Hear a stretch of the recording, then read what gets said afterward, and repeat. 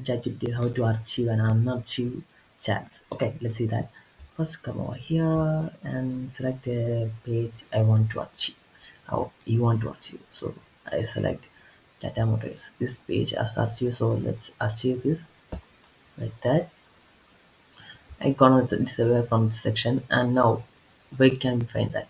So for simply go to your profile, then come to setting, and here you can see data control.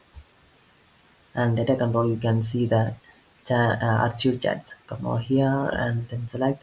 Here you can see the archive chat. Okay, I see you want to archive that, unarchive that, then simply tap on this unarchive conversation, and you will go back to this section. If you do that like this, it will disappear from the archive chat and it will appear on the uh, archives this chat. Okay, so that's how it works. Okay, and this is how you can archive and unarchive chats in ChatGPT.